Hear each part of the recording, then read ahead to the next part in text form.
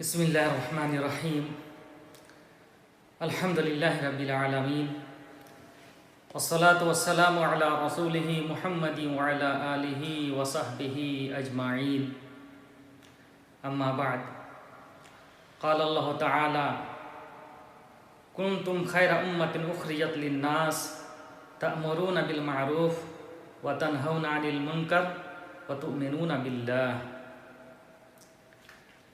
میرے اسلامی بھائیوں، ابھی جو شیخ محترم کا خطبہ ہوا ہے اس خطبے کا ترجمہ اردو زبان میں پیش کیا جائے گا انشاءاللہ، اس لیے آپ تمام بھائیوں سے مخلصانہ گزارش ہے کہ 2-4 منٹ کے لیے تشریف رکھیں۔ میرے بھائیوں، اللہ تبارک و تعالیٰ نے فرمایا کنتم خیر امۃ اخرجت للناس تأمرون بالمعروف وتنہون عن المنکر وتؤمنون باللہ، کہ تم بہترین امت ہو، تم لوگوں کے لیے نکالے گئے ہو، تم نیکی کا حکم دیتے ہو، برائی سے روکتے ہو اور اللہ تعالیٰ پر ایمان رکھتے ہو۔ میرے بھائیوں، اللہ تبارک و تعالیٰ نے اس امت کو خیر امت کا لقب دیا۔ کیوں؟ اس کی وجہ بھی ساتھ میں بتلا دیا۔ کیوں خیر امت ہے یہ؟ اس کی کچھ صفات بھی بتلا دی۔ وہ کیا ہے؟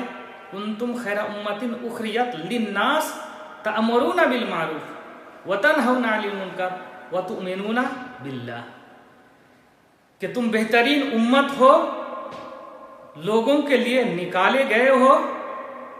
کس لیے؟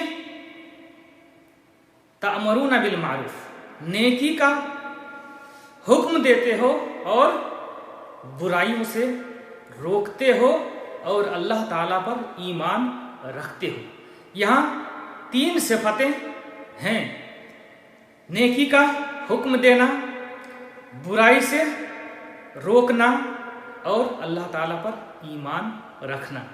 اگر یہ امت امر بالمعروف اور نہی عن المنکر کا کام اللہ تعالیٰ پر ایمان رکھتے ہوئے نہیں کرے گی تو اس امت کو خیر امت نہیں کہا جا سکتا، چونکہ جب اس کے اندر وہ اوصاف ہی نہیں رہیں گے جن اوصاف کی بنیاد پر خیر امت کہا گیا ہے، تو پھر کیسے اپنے آپ کو خیر امت کہہ سکتا ہے؟ میرے بھائیوں، امر بالمعروف اور نہی عن المنکر کا کام ضروری ہے۔ اسی کے اندر اور اسی کے ذریعے سے ایک انسان دنیا اور آخرت کی بھلائی حاصل کر سکتا ہے۔ اس سے ہٹ کر کے، اس کو چھوڑ کر کے وہ کامیاب نہیں ہو سکتا۔ اللہ تبارک تعالیٰ نے دوسری آیت میں فرمایا وَلْتَكُن مِّنكُمْ أُمَّةٌ يَدْعُونَ إِلَى الْخَيْرِ وَيَأْمُرُونَ بِالْمَعْرُوفِ وَيَنْهَوْنَ عَنِ الْمُنكَرِ وَأُولَٰئِكَ هُمُ الْمُفْلِحُونَ، کہ تم میں سے کچھ لوگ ایسے ہونا چاہیے جو خیر کی طرف بلائے، نیکی کا حکم دے، برائی سے روکے۔ جو لوگ ایسا کام کریں گے وہی لوگ دراصل کامیاب ہیں۔ میرے بھائیوں، اگر ہم دنیا اور آخرت کی کامیابی چاہتے ہیں تو ہم کو ان اوصاف سے متصف ہونا پڑے گا۔ اللہ تعالیٰ پر ایمان رکھتے ہوئے دعوت کے میدان میں بھی کام کرنا پڑے گا، خود نیکی کا کام کرنا پڑے گا، برائی سے بچنا پڑے گا، دوسروں کو بھی، آس پاس کے لوگوں کو بھی نیکی کا حکم دینا ہوگا اور برائیوں سے روکنا ہوگا۔ میرے بھائیوں، حضرت لقمان نے اپنے پیارے بیٹے کو نصیحت کرتے ہوئے فرمایا یا بنی اقم الصلاۃ وامر بالمعروف وانہ عن المنکر وَاصْبِرْ عَلَى مَا أَصَابَكَ إِنَّ ذَلِكَ مِنْ عَزْمِ الْأُمُورِ۔ اے میرے پیارے بیٹے، نماز قائم کرو، نیکی کا حکم دو، برائی سے روکو، اور اس راستے میں اگر تو کوئی تکلیف پہنچے، چونکہ یہ کام ایسا ہے کہ تکلیف اور پریشانی ہوتی ہے، بہت طرح کے مسائل سامنے آتے ہیں، ان تمام مسائل پر کیا کرنا؟ صبر کرنا۔ ان ذالک من عزم الامور، بے شک یہ بہت ہی ہمت کا کام ہے۔ میرے بھائیوں، جب کوئی امت اور اس کے افراد امر بالمعروف اور نہی عن المنکر کا کام چھوڑ دیتا ہے، جس کے سبب برائیاں جنم لیتی ہیں، فساد اور بگاڑ آ جاتے ہیں سماج و معاشرہ میں، تو پھر اللہ تبارک و تعالیٰ ان کو تباہ اور برباد کر دیتا ہے۔ اللہ رب العزت نے بیان فرمایا وَمَا كَانَ رَبُّكَ لِيُهْلِكَ الْقُرَى بِظُلْمٍ وَأَهْلُهَا مُصْلِحُونَ، کہ تمہارا رب کسی بستی کو تباہ و برباد نہیں کرے گا ظلم سے، اس حال میں کہ وہ لوگ یعنی اس بستی کے رہنے والے لوگ اصلاح پسند ہیں، اصلاح کرتے ہوں، نیکی کا حکم دیتے ہوں، برائی سے روکتے ہوں، خود نیک کام کرتے ہوں اور برائی سے اپنے آپ کو بچاتے ہوں۔ جن کے اندر اس طرح کی صفت ہوگی، اور ایسے لوگوں کو اور ایسے لوگ جس گاؤں میں رہیں گے، جس علاقے کے میں رہیں گے، اللہ تبارک تعالیٰ ان پر عام تباہی و بربادی نہیں لائے گا، ان کو تباہ و برباد نہیں کرے گا۔ میرے بھائیوں، قرآن کریم میں بنی اسرائیل پر لعنت کی گئی ہے، قرآن کریم میں اس کا ذکر موجود ہے۔ کس بنیاد پر؟ اسی بنیاد پر کہ ان لوگوں نے آپس میں ایک دوسرے کو نیکی کا حکم نہیں دیا، برائیوں سے نہیں روکا، برائی وہ کرتے رہے اور ایک دوسرے کو دیکھتے رہے، کسی نے کسی کو نہیں روکا، آپس میں اصلاح کا کام ان لوگوں نے نہیں کیا۔ اسی وجہ سے اللہ تبارک تعالیٰ نے ان پر لعنت بھیجی۔ کانوا لا یتناہون عن منکر فعلوہ لبئس ما کانوا یفعلون۔ اللہ تبارک تعالیٰ نے فرمایا کہ یہ لوگ آپس میں ایک دوسرے کو برائیوں سے نہیں روکتے تھے جو وہ کرتے تھے، ان کا یہ فعل، ان کا یہ کام بہت ہی برا تھا۔ میرے بھائیوں، ضروری ہے کہ ہم اپنے سماج و معاشرہ میں دیکھیں کہاں برائیاں جنم لیتی ہیں۔ اگر برائی جنم لیتی ہے تو اس کی بیک کنی کرنا اور اس کو جڑ سے ختم کرنا ہر ایک کی ذمہ داری ہے۔ اللہ کے رسول صلی اللہ علیہ وسلم کی حدیث ہے، مسلم شریف کی روایت ہے، آپ صلی اللہ علیہ وسلم نے فرمایا من رأى منکم منکرا فلیغیرہ بیدہ فإن لم یستطع فبلسانہ فإن لم یستطع فبقلبہ وذلک اضعف الایمان، کہ تم میں سے جو شخص بھی کسی برائی کو دیکھے، جو شخص، کوئی خاص نہیں ہے، جو شخص بھی دیکھے منکرن، من رأى منکم منکرن، کوئی بھی برائی، کسی طرح کی بھی برائی، تو اس کو کیا کرے؟ من رأى منکم منکرن فلیغیرہ بیدہ، تو اس کو وہ اپنے ہاتھ سے روکے۔